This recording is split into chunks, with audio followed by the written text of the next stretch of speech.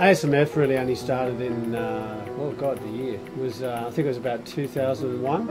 And I made a film on Tahiti, on Chopu, and that kind of evolved from the first Australian Surf Movie Festival. But really, in my career, I've been showing surf movies on the big screen since 1981.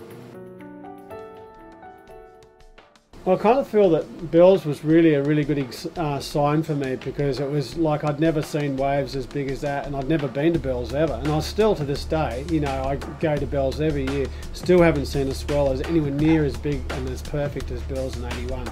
Like that was, and to have Simon Anderson, it was like the signature of modern day surfing was right on that day, and I was actually there for the first time, and it was like, it was my ticket to ride from that moment onwards to shoot big waves and then to show them on the big screen.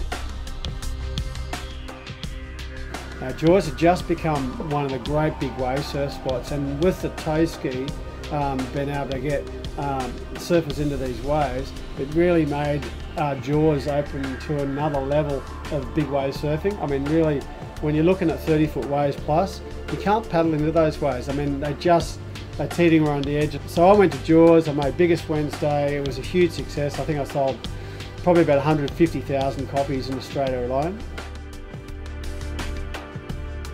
I get so excited when I'm sitting in a boat and, you know, sitting in the front line seeing that kind of stuff.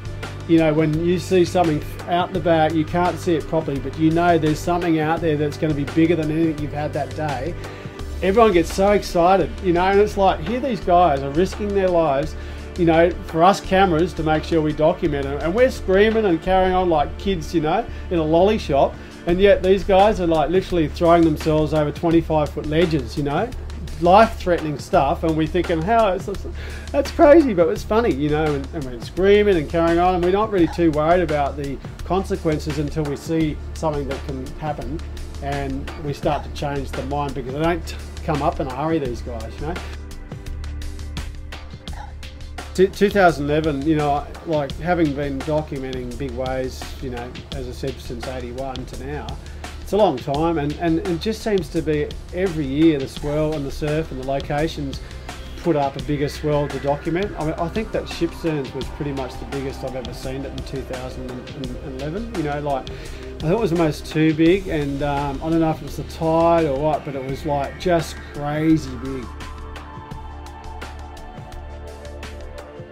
I was lucky enough to document 3 of the best swells I've ever seen, you know, and that was Shipsterns, the swell in Fiji, which was a historic swell. Of all the swells I've documented, you know, and having gone to Tahiti so many times, Chopu was unbelievable. Like, you know, everyone's seen the footage, but no one's really seen the story. You know, there's a really good story about how the world's best big wave surfers came down and documented, or how they actually dealt with catching these monster waves, and these guys have been training and practicing. Guys make livings from doing this, and they know that if they're going to deal with the biggest day and the most dangerous day, they've got to be ready. It was kind of interesting to see the pros sitting back watching the big wave surfers deal with it. So there's a really cool story and all that, and it was a privilege to be there. I wasn't going to miss it for the world, and it's just like, it's really the best thing about the film festivals, to show that in all its glory with a story. Well, I suppose immersion, you can wrap it up in a bunch of different things, but it's not everything that surfing is. I mean, really, at the end of the day, it's probably going to be immersion 1 and immersion 2, you know, because surfing is so many things, and to document that in like 13 chapters, which is what I previously tried to do, is just too difficult. So what I've done is I picked out what's really strong in what I document, and obviously the big wave stuff is probably as most dramatic and as exciting to document. So of course we've got that in there, but we also look at other avenues like how to ride a wave without a surfboard. Like, there's so many different ways of riding a wave without having to have a surfboard under your feet. There's a POV section of just getting barreled, looking, you know, putting people into the driver's seat of getting tubed, so there's that. And then there's the world's best surf photographers talking about how surf photography has evolved over the last 30-40 years, which is unbelievable how much has changed from film and winding a shot on and focusing to the digital era that we're living into now. So there's all these other genres, and I think that takes us into another world of what surfing is.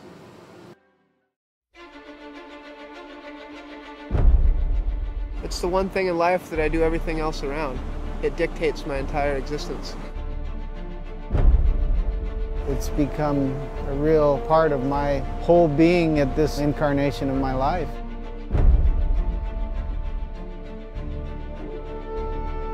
That you're taking something that doesn't ever come again. Like, you know, they say no snowflake is the same, no wave is the same.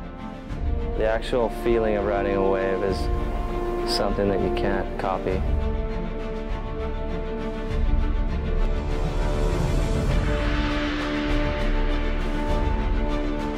Nothing beats that kind of feeling of losing control, like sliding through a barrel and, you know, the shockwave hitting you and you lose control and you come out. Surfing is so many things. Everybody's got a little different thing. The only thing we all have in common is that we love to actually ride the waves. Surfing is, I don't know, just going out in the ocean, riding waves.